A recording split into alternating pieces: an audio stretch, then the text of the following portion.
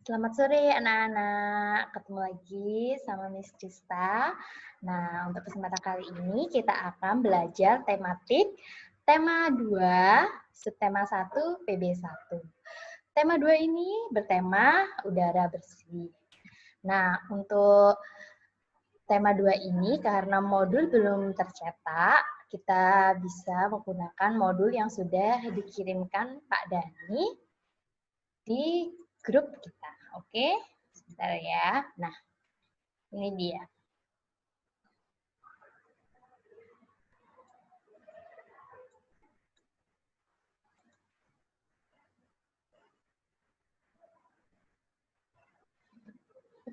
Sorry. Gimana tadi ya?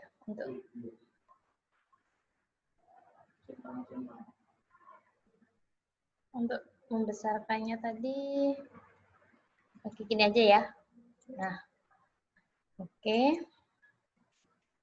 Ini adalah modul kita untuk subtema 1, bagaimana tubuh mengelola udara bersih. Nah, di PB1 harapannya nanti setelah kita belajar, kalian memahami informasi terkait dengan pertanyaan adiksi atau apa, mana, siapa. Kedua, memahami informasi tentang organ-organ pernapasan. Yang ketiga adalah mampu membuat bagan cara kerja organ pernapasan pada hewan. Selanjutnya adalah ayo membaca. Sekarang anak-anak Miss harap untuk membaca kata saat hujan. Oke, kalian sudah melihat ada gambar kata di situ. Nah, sekarang kalian baca teks yang berjudul kata saat hujan. Kalian bisa mempause video, kemudian kalian membaca dengan teliti, dengan sesama. Nah, oke. Nah, kalian bisa mempause. Nanti kalau sudah selesai membaca, kalian bisa melanjutkan videonya lagi. Sekarang, setelah membaca bacaan yang berjudul kata saat hujan, sekarang coba carilah informasi penting pada bacaan tersebut. Kemudian jawablah pertanyaan-pertanyaan berikut ini bersama kelompokmu. Karena kita pembelajaran daring, maka kita langsung aja bahas bersama-sama. Oke? Siapa yang mengeluarkan suara nyaring selesai hujan? Ya, betul. Jawabannya kata. Kapan kondisi yang disukai para amfibi? Sesuai dengan judulnya, yaitu pada saat hujan. Musim hujan. Yang ketiga, di mana tempat perkawinan yang disukai kata? Ya, betul, di tempat yang lembab. Apa makanan favorit kata saat musim hujan? Ya, cacing dan serangga. Mengapa kata lebih suka berendam di air? Ya, karena air merupakan tempat ternyaman kata untuk menjaga kelembapan kulitnya. Nah, setelah kalian membaca kata saat hujan, sekarang mari kita amati bacaan mengenai cara kerja organ pernapasan pada hewan. Nah, kalian bisa membaca untuk referensi kalian pada modul ini. Nah, sekarang Miss akan membahas tentang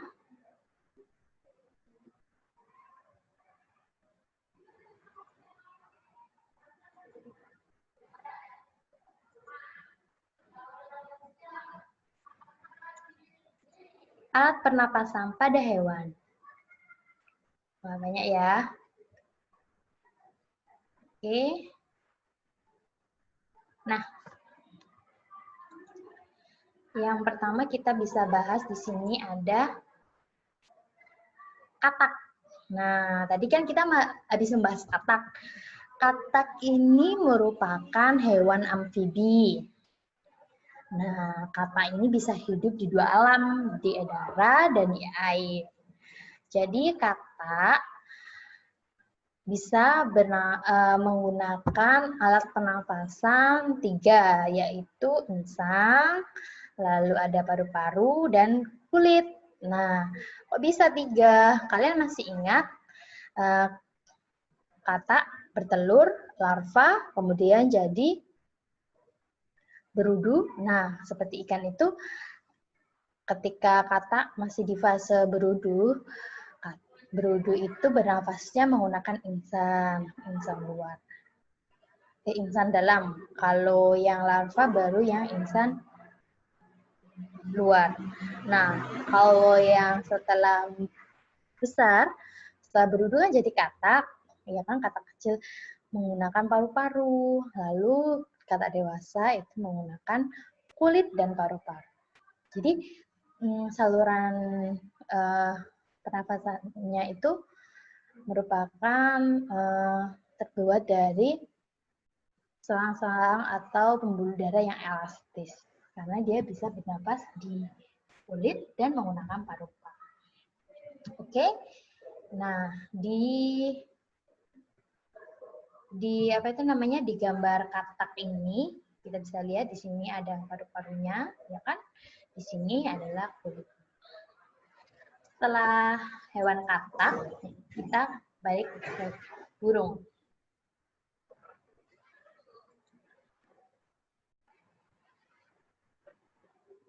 Nah, kelihatan enggak? Kayaknya paling enak kalau kita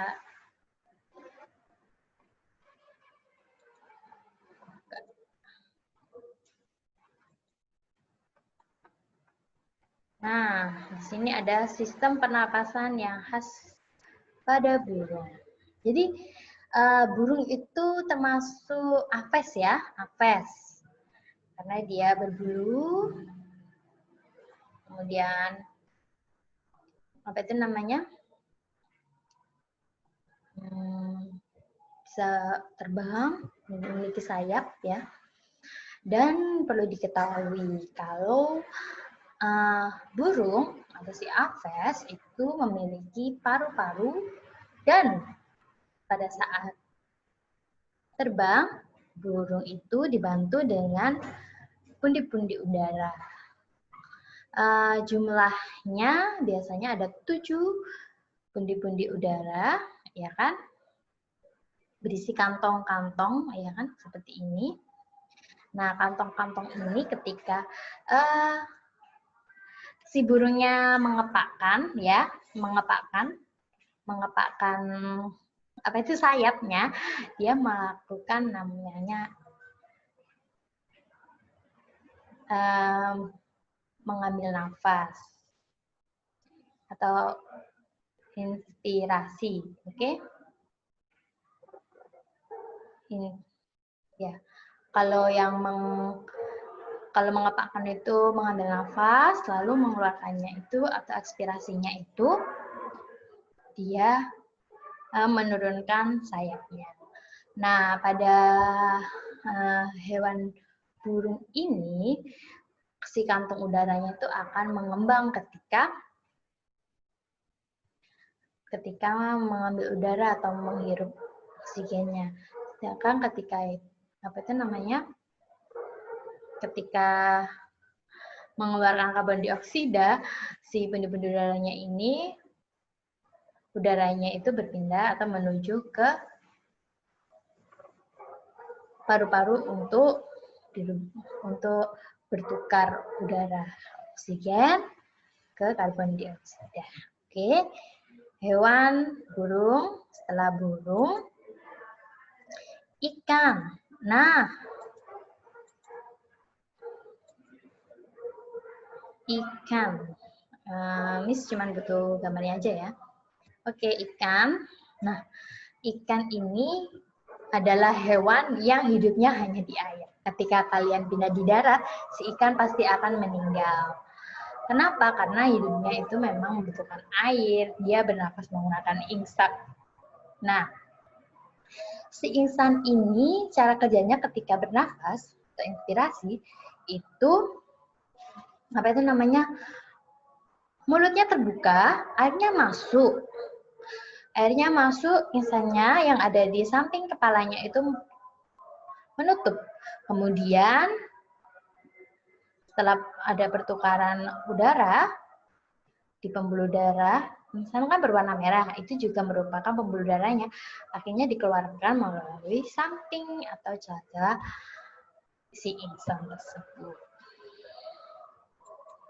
Nah, setelah itu kita lanjut ke insek atau serangga. Serangga adalah hewan yang bernafas menggunakan insekta. Oh, maaf, menggunakan trakea. Insekta itu sama dengan serangga ya. Nah, dia memiliki tabung-tabung seperti ini, ya kan? Nah, dia memiliki lubang ya, hidung. Dari situ dia menuju ke trakea dan mengalami proses pertukaran udara di situ. Selanjutnya apa ya? Cacing. Cacing ini mirip seperti katak karena dia bernafas menggunakan kulit. Di mana kulitnya ini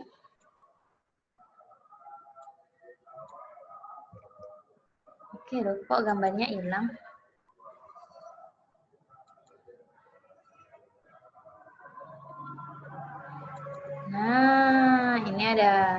Nah, ini ada gambar daripada cacing. Nah, di sini ada yang namanya udara, ada usus, ada faring, nah, ada mulut. Nah, pada saat apa itu namanya cacing bergerak, ya seperti mengembang, itu dia mengalami inspirasi, dan ketika dia tidak berkontraksi itu namanya ekspirasi atau mengeluarkan hasil daripada pernapasan atau CO2. Yang terakhir adalah belum. Ini ada reptil ya. Reptil ini hewan melata. Pada reptil mereka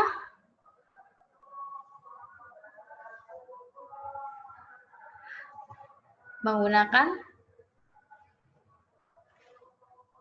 paru-paru, betul.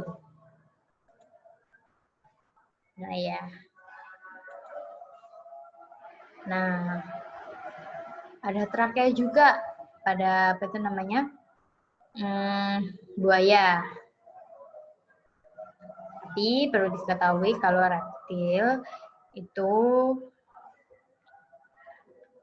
ada yang menggunakan paru-paru dan ada juga yang menggunakan trakea. Ini adalah kadal ya, yang ini adalah buaya. Nah, anak-anak selanjutnya adalah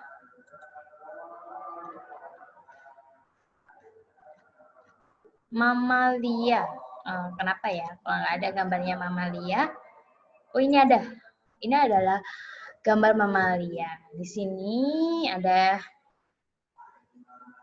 apa itu namanya paru-paru ya.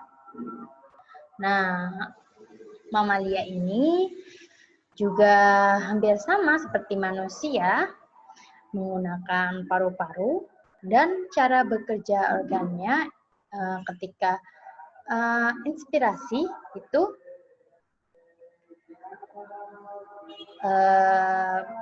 rongga dadanya itu akan, coba kita praktekkan ya, akan berkontraksi ya, kemudian dadanya membidang karena bernafas, dan ketika ekspirasi maka diafragmanya itu akan apa itu namanya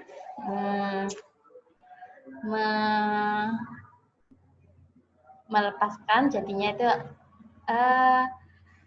dia akan lebih tidak tegang dan rongga dadanya akan mengempis seperti itu. Sekian dari penjelasan Miss tentang cara kerja organ pernapasan. Sekarang tugas kalian adalah